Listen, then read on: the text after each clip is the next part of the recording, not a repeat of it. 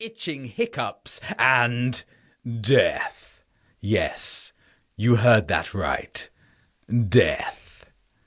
So everyone was kind to the sisters. Everyone honoured them with the title of Fairy Godmothers. A title that had been bestowed on all the women in their family ever since the time before times. They were invited to every party, guests of honour at every christening, and followed on every social media platform.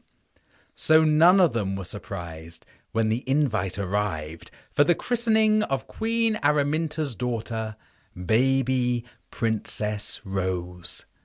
No one dared ask the Queen what had happened to Princess Rose's father, the Queen's one-time suitor. It was a secret, and so mighty was her rule and so terrible was her justice that no one dared ask. But there were rumours. Some believed she had eaten him, others that he had run off as soon as he got a chance. Rumours without end. Eshe had odd stirrings about the christening. Her special ability was different from that of her sisters. Her ability was foresight.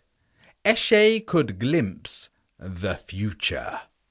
But her ability came at a terrible price, an unthinkable price, a price more infuriating than a head full of lice. Eshe could only see the most horrific of potential futures. Visions that would have her screaming in the night, scrabbling at her covers and punching her pillow, and sometimes even eating it.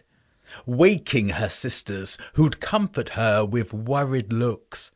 However, none of Eshe's visions had ever come to pass, and so, even though her sisters adored her, her abilities were doubted, distrusted, discredited, and disbelieved.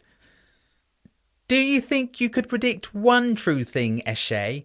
laughed sister number 4, named Ferula, who tied her curls with bows of every colour. "Just one tiny little correct prediction," teased sister number 8, named 18, who had weighty rings on every finger. What her sisters didn't know was that none of Eshe's visions had come true because Eshe herself had saved the world, on many occasions, from utter ruination. After her vision of lights in the skies, she chased away an alien army with 1,000 blinking eyes. After her vision of a werewolf plague, she hunted down the werewolf queen and laid her in an early grave. After her vision of a merman attack, she found their underwater lair and sent them floundering back. Eshe was a hero, albeit a silent one, a hero who had prevented the world's greatest calamities, casualties, and maladies, and it was her curse that no one would ever know.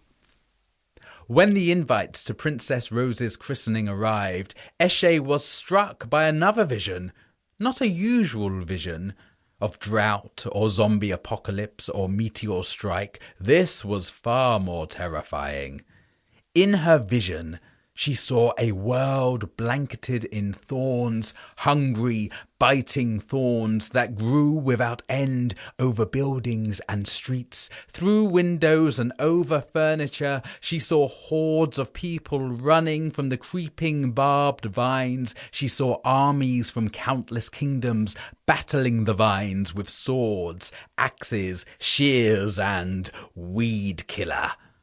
But the vines defeated them all, snagging the soldiers on their points, wrapping around them tight and biting into them deep, the red of their roses deepening in hue with every person they grew through. And at the centre of this creeping mass of green and red was a girl, a beautiful girl, dressed in sharp points and pretty petals. Eshe was on the floor by the door, howling into her sister's mountain of post. "What is wrong?" cried her sisters. "I had a vision." "Oh no," said sister number 2, named Tutu, who was covered in tattoos.